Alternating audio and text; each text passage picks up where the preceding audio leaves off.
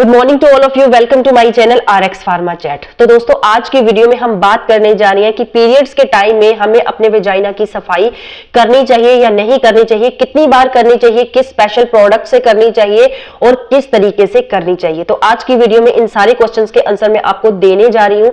सबसे पहले thank you so much उन लेडीज का जिन्होंने मुझे इस टॉपिक को चुनने के लिए कमेंट किया है। मैं आप सबसे भी यही कहती हूं कि अगर आपको कोई स्पेशल टॉपिक के ऊपर वीडियो चाहिए तो आप मुझे कमेंट सेक्शन में भेज सकते हैं। तो चलिए वीडियो को स्टार्ट करते हैं। जब प्राइवेट पार्ट की सफाई की बात आती है तो ये सिर्फ लेडीज के लिए नहीं है कि उनको अपने प्राइवेट पार्ट की सफाई रखनी चाहिए। यहाँ पे क्या होता है कि लेडीज और जेंट्स दोनों को ही अपने प्राइवेट पार्ट्स की सफाई का यहाँ पे ध्यान रखना चाहिए। जब टीनेज लड़कियों की स्टार्ट होती है तो उनके पीरियड जैसे स्टार्ट हो जाते हैं तो उस कंडीशन में उनको स्पेशल अपने वेजाइना की सफाई का ध्यान रखना चाहिए, क्योंकि पीरियड्स के टाइम एक ऐसा डेलिकेट टाइम होता है जहां पे बैक्टीरियाज इजीली अटैक कर जाते हैं हमारे वेजाइना के ऊपर, क्योंकि हमारी बॉडी से, यूट्रस से गंदा खून हमारी बॉडी से निकलता है पीरियड्स के थ्रू। तो उस कंडीशन में क्या होता है, इजीली कोई भी इंफेक्शन, कोई भी बैक्टीरिया हमारे वेजाइना से लेके हमारे यूट्रस तक इजीली पहुंच जाता है और ये कोई बड़ा इंफेक्शन हमें कर सकता, कोई बड़ी बीमारी हमें कर सकता है। इसीलिए स्पेशली क्लीननेस का और सफाई की चीजों का यहाँ पे ध्यान रखना चाहिए ताकि हम हाइजीनिक कंडीशंस को यहाँ पे मेंटेन करके रख सके, वेजाइना के पीएच को यहाँ पे मेंटेन करके रख सके।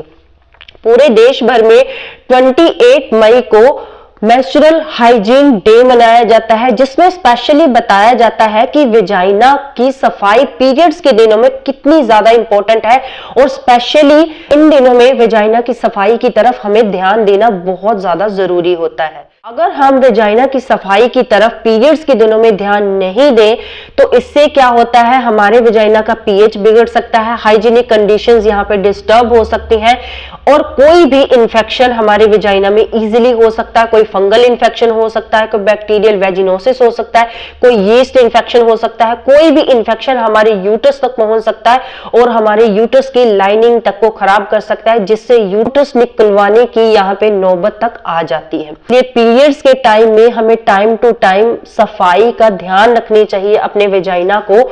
और अब हम बात करते हैं कि किन चीजों को हमें फॉलो करना चाहिए, कैसे कैसे सफाई अपने वेजाइना की करनी चाहिए। कई लेडीज के मन में ये क्वेश्चंस होते हैं कि कौन सा ऐसा स्पेशल प्रोडक्ट्स है, क्या कोई सोप का ही यूज करते हैं पीरियड्स में अपने वेजाइना को वॉश करने के लिए। तो चलिए बात करते हैं सबसे पहले कि कभी भी आप अपने वेजाइना को, चाहे आपके पीरियड्स डे चल रहे हैं चाहे नहीं चल रहे हैं, आप अपने वेजाइना को कभी भी सोप से नहीं धोएंगे।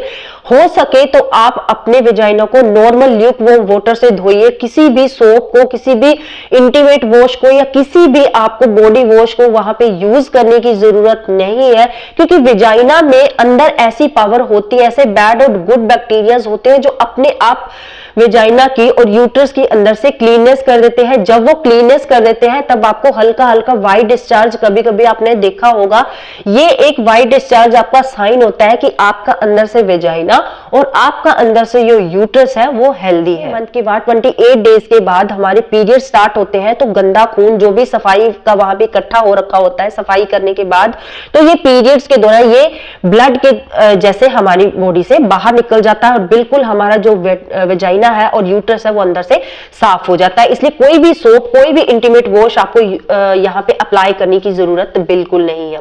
वेजाइना की सफाई बहुत ज्यादा जरूरी है पीरियड्स के टाइम में 2 बार। यहाँ पे आपको क्या करना है, जब भी आप वॉशरूम जाते हैं पीरियड्स के दिनों में, आप अपने वेजाइना को पानी से यहाँ पे वॉश कीजिए। अगर आप घर में हैं तब तो आप ल्यूक वार्म वाटर को जरूर यूज कीजिए, लेकिन कहीं आप बाहर है, ऑफिस में है, वहां पे ल्यूक वार्म वाटर आपको नहीं मिल रहा है तो हल्के नॉर्मल पानी से भी आप अपने वेजाइना को वॉश कर सकते हैं। हो सके तो वहां पे जो भी टिश्यू अवेलेबल है या कोई कॉटन का टॉवल आपके पास, तो कॉटन का हैंकी अवेलेबल है तो उससे ड्राई करने के बाद ही आप पैंटी पहनिए।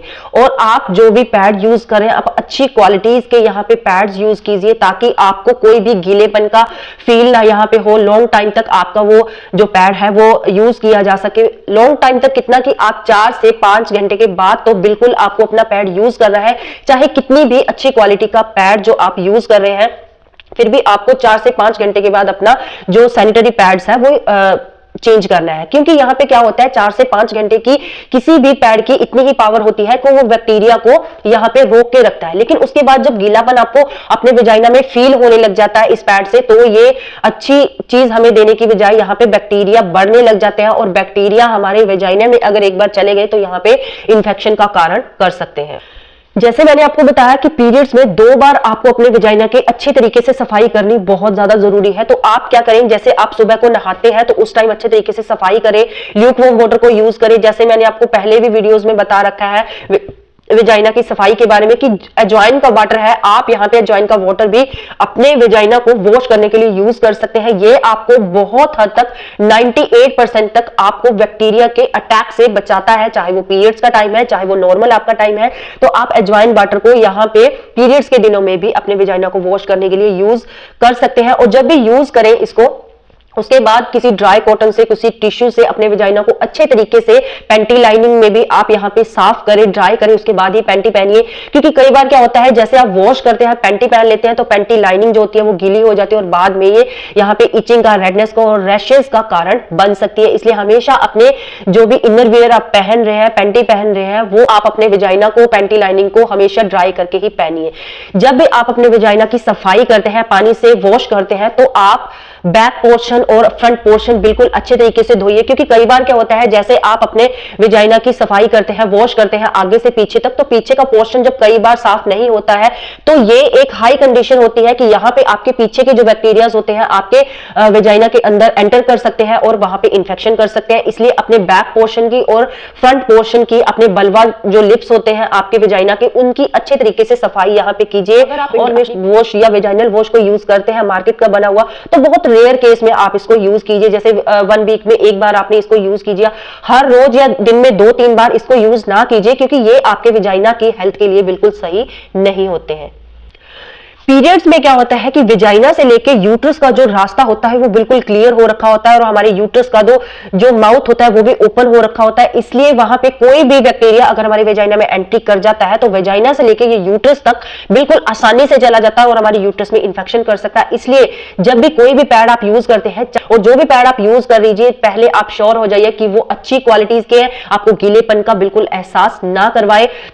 क्योंकि जितना आपकी योनि, जितना आपका वेजाइना गीलेपन में रहेगा, आधा आपको चांसेस होंगे बैक्टीरिया के पनपने के, बैक्टीरिया के अटैक के। इसलिए आप अपने वेजाइना को ज्यादा गीलेपन में ना रखिए। 4 से 5 घंटे के बाद अपना सैनिटरी पैड जो है वो आप चेंज कीजिए। और कौन से अच्छी क्वालिटी के पैड है ये भी मैं आपको सुजेस्ट कर देती हूँ। मैंने एक वीडियो तैयार कर रखी है, इसके ऊपर आप अपलोड भी कर रखी है, तो आप वो वीडियो देखिए। मैंने डेमो भी साथ में दे रखा है कि कौन सी क्वालिटी का, कौन सी कंपनी का बेस्ट सैनिटरी पैड है जो आपको बिल्कुल नेचुरल तरीके से सेफ रखता है।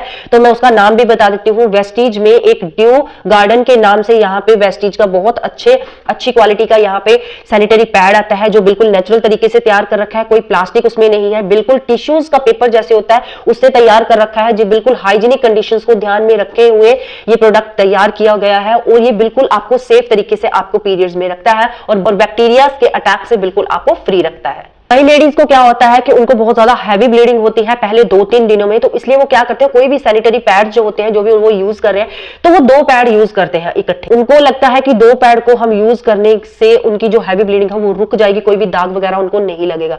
तो ये उनका मिथ्य जो है ये बिल्कुल गलत है। आपने ऐसा बिल्कुल नहीं करना है, क्योंकि 2 पैड जब आप एक साथ यूज करते हैं, ये हाई चांसेस होते हैं कि आपके वेजाइना में बैक्टीरियाज यहाँ पे पनप सकते हैं। हमेशा एक ही पैड को यूज कीजिए, चाहे आपको हैवी ब्लीडिंग हो रही है। हो सके तो कॉटन के पैड भी यहाँ पे आप खुद बना सकते हैं अपने घरों में, उसके ऊपर आप एक पैड रख सकते हैं। आपने कॉटन का पैड रखा, उसके ऊपर आप अपना सैनिटरी पैड जो भी मार्केट से खरीदा हुआ उसको आप चिपका सकते हैं, लगा सकते हैं, वो आप यूज कर सकते हैं।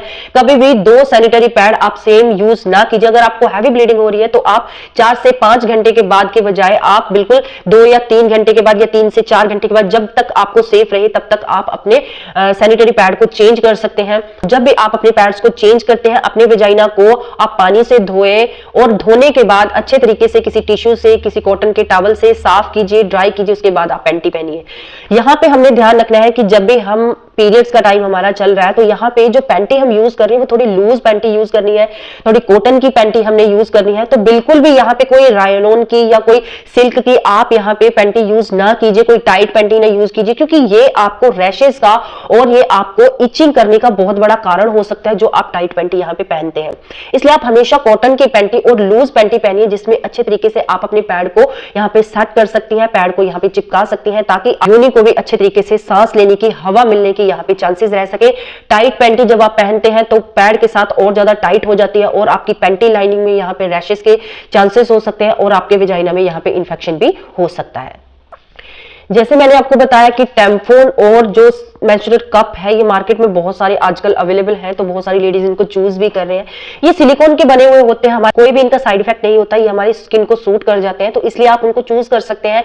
और टैम्फोन ये सेफ ही रहते हैं बिल्कुल। जब भी आप इनको यूज करते हैं आप ध्यान रखिए कि आप अपने मेंस्ट्रुअल कप को अच्छे तरीके से वॉश कर रहे हैं, बिल्कुल अच्छे तरीके से उसको स्टरलाइज कर ले हैं। स्टरलाइज करने के बाद ही आप मेंस्ट्रुअल कप को आप यूज कीजिए। और ऐसा नहीं कि आप 1 साल तक एक ही मेंस्ट्रुअल कप आप यहाँ पे यूज कर रहे हैं, तो आप इसको 2-3 महीने के बाद चेंज भी कर सकते हैं, ये आपके लिए सही रहेगा। क्या करती हैं कि जब उन्होंने पैंटी पहन ली उसके बाद वो हल्का सा टैल्क अपने पैंटी लाइनिंग में लगा देते हैं, अपने पैड के पहनने के बाद अपने बल्बा पार्ट के ऊपर हिस्से में लगा देते हैं। तो ऐसा आपको बिल्कुल नहीं करना है। टैल्क जो होता है ये आपको गीलेपन से बचाने की बजाय आपका गीलापन और बढ़ा देगा, बैक्टीरिया का कांटेक्ट में और आपके वेजाइना को ले आएगा। कैसे, मैं आपको बताती हूँ।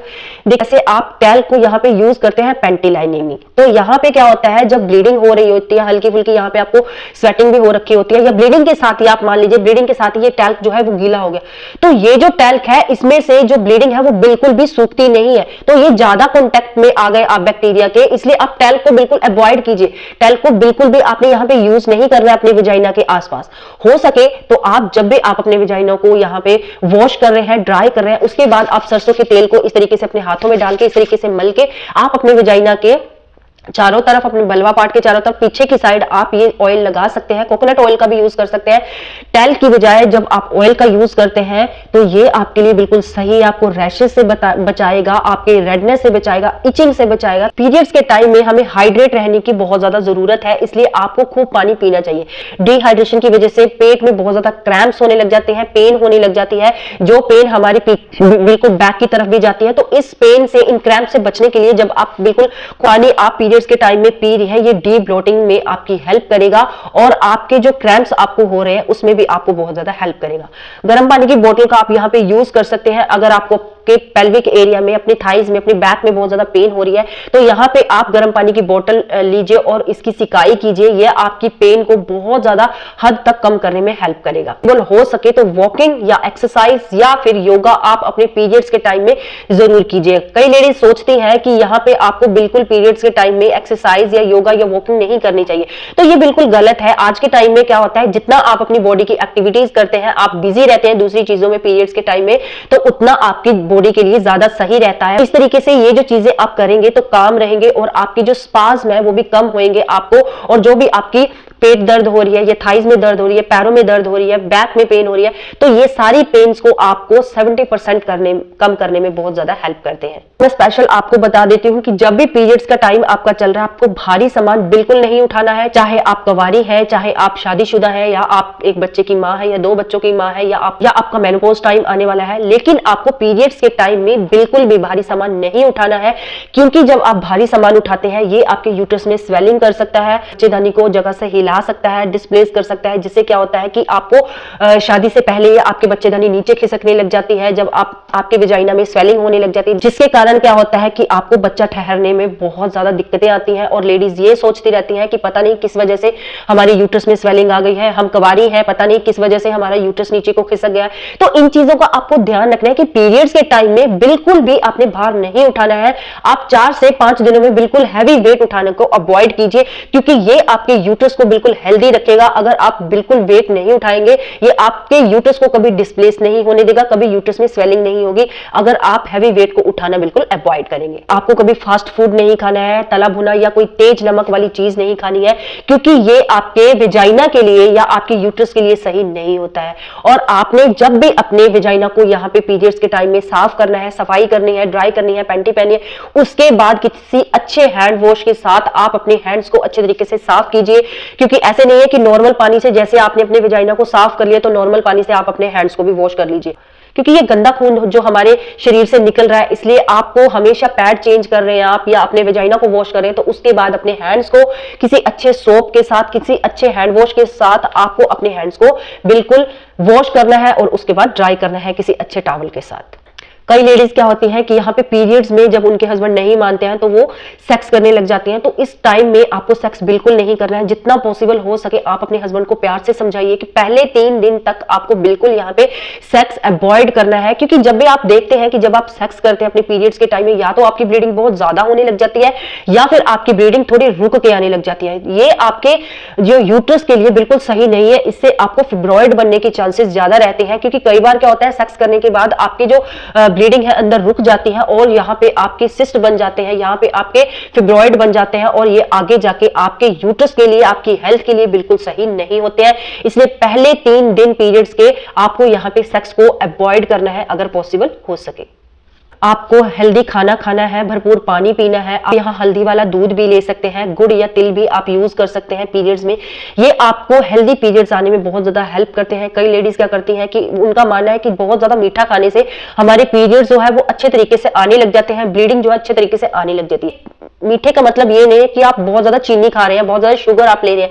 मीठे का मतलब ये है कि आपको यहाँ पे शुद्ध देसी जो गुड़ होता है, शक्कर होती है, उसका यूज करना है, क्योंकि ये आपके लिए बहुत ज्यादा सही होता है। जी हाँ, ये आपके जो पेल्विक एरिया में क्रैम्प्स हो रहे हैं, आपके पेट में क्रैम्प्स हो रहे हैं, तो उन क्रैम्प्स को, उस स्पास्म को कम करने के लिए जो आपका देसी गुड़ है ये बहुत ज्यादा हेल्प करता है। तो जितना पॉसिबल हो सके आप अपने पीरियड्स में गुड़ का इस्तेमाल जरूर कीजिए। तो एक चीज पर्सनली मैं आपको बता दूं कि जब आपका पीरियड्स टाइम चल रहा है तो इसमें शाय करने की कोई बात नहीं होती है, क्योंकि ये कुदरत का दिया हुआ एक तोहफा होता है।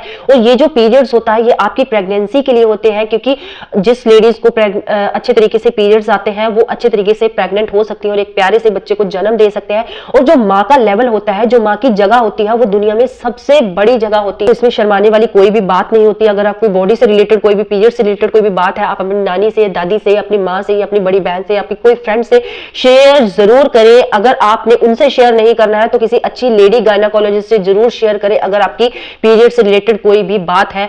अगर आप मेरे साथ शेयर करना चाहते हैं तो आप कमेंट सेक्शन में मुझे अपनी प्रॉब्लम लिख के भेज सकते हैं। तो आज की मेरी वीडियो इतनी ही। आज की मेरी इंफॉर्मेशन आपको कैसी लगी प्लीज एक कमेंट के द्वारा मेरे साथ जरूर शेयर करना। मिलते हैं नई वीडियो में नई इंफॉर्मेशन के साथ। तब तक के लिए good bye, have a nice day. मेरा मेन मोटिव आपकी अच्छी health. Thank you very much.